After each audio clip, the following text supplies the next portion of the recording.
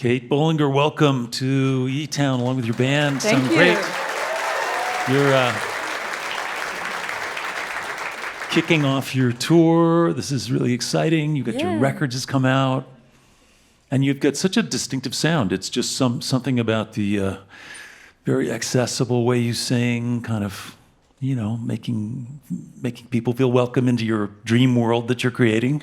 Good. Yeah, I'm glad it feels that way. That's kind of what I want to ask you a little bit about the early days of getting sort of started in music, because I know you, as I understand it, your brothers are musical and they were in bands, your older brothers. Yeah.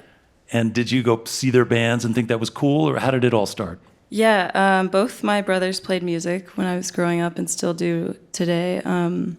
Yeah, some of my earliest memories are going with my mom to see my oldest brother play shows. So Yeah. Yeah. And did you go to the same school as your brothers? High school? Yeah, I did. Yeah, but one of them's like 10 years older than me, Yeah. so he felt like my dad or something, kind Right. of. It's weird to imagine him in But school. when you got to high school, were you already cool because your brothers were in a band? Maybe they No, didn't I don't know. think any of They my didn't friends know. knew who Yeah. my brothers were Yeah. yet. But it's cool in a family to feel like that's a pathway that's okay, like it's open. Yeah, definitely. To be creative. And did they teach you at all about songwriting? Yeah, when I was like 8 years old, my oldest brother gave me a songwriting journal for Christmas that had like a guide on how to write a song in the first few pages. So definitely. And I understand he also encouraged you to write bad songs. Oh yeah, my mom always told me Your to mom. write bad songs because I'm such a perfectionist, and she was like, you need to write bad songs or else you're never going to write a good song. You have to like get the bad ones out first, and then yeah. Is that how you are? Are you kind of a perfectionist? Yeah. Yeah. And but when you're making records and when you're kind of capturing the moment of a band playing music together in the studio, is that something you can you relax into that moment, or are you thinking about all the details? Yeah, I always want it to be exactly how I imagine it. So Yeah.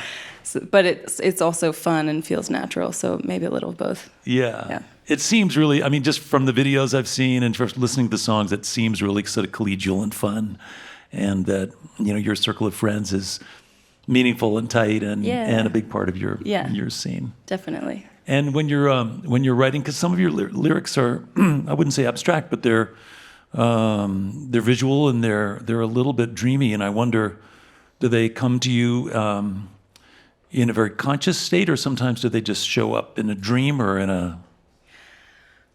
Yeah, I would say it's like completely subconscious. Like I'll have a melody, and then either I'll think of like one word in one spot and then another word somewhere else, and I'll write them down, and it's kind of like filling out like Mad Libs or something. Yeah. Or it'll just be like, it just kind of comes out from the melody or something. It's like nonsense words and then it turns into words. Yeah. Do you have to be kind of in a certain state of mind? Do you have to be kind of open for that to happen, to like have intuition come in? Do you have to be like, you can't be too busy when that stuff happens, right? Yeah, I think it's just it's kind of like writing in your diary, like, I guess. It's like when I don't want to write a song, I just can't and don't. But when I'm feeling something really intense, usually I'll write a song, and then it's, I don't know. It's like writing in a diary.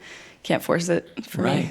It's just it's an invitation, and it's funny because our next guest on the show, I mentioned earlier at the top, he's a physics teacher who's super involved and interested in this sort of shifting collective consciousness, so more of us can be in that state where we're open to intuition and compassion and sort of thinking about other people. And so we'll learn more about that in a little while. But it does feel like that, like your creative process feels spiritual in that way. Yeah, definitely. Yeah. It's not, a lot of the time I don't feel like I wrote the songs. Yeah, that's cool. You have to get out of the way. Yeah.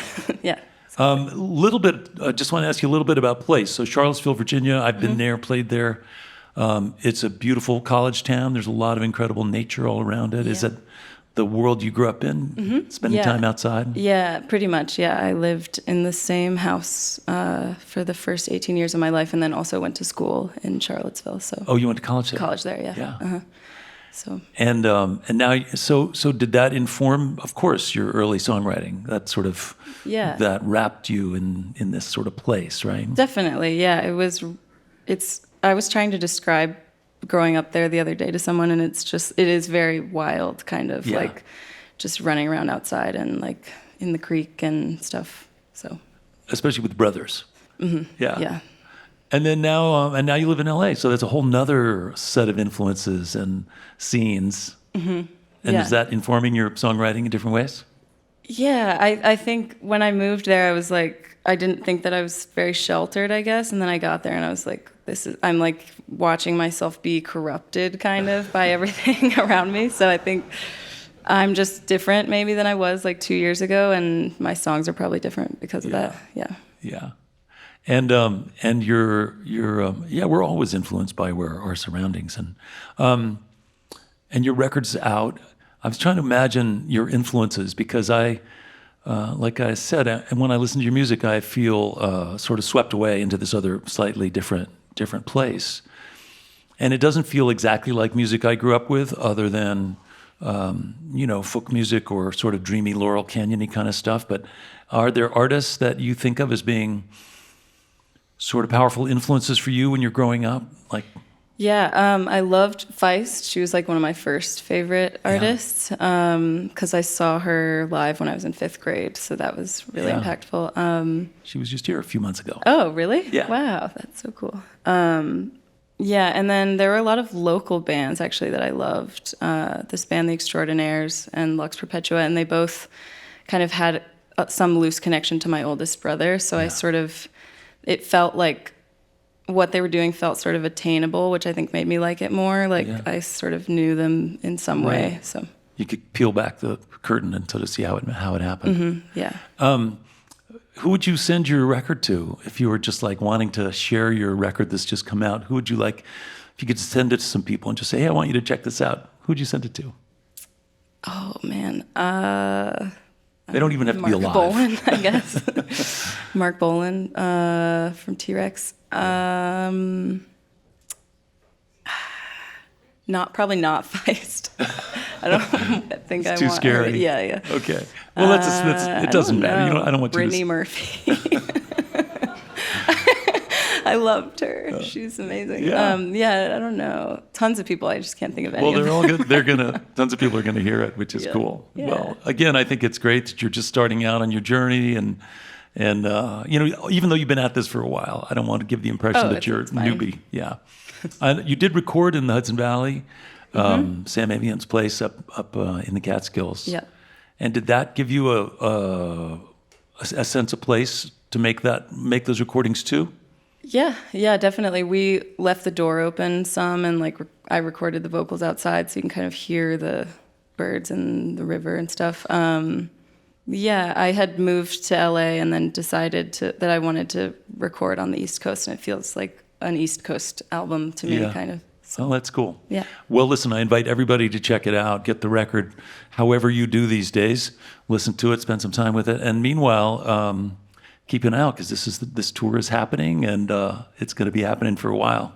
We're glad we could help launch your tour. Yeah, thank you for having us. Thanks for stopping. We're going to get back to music. Welcome back to eTown, if you would, along with her band, Kate Bollinger. Cool, thank you.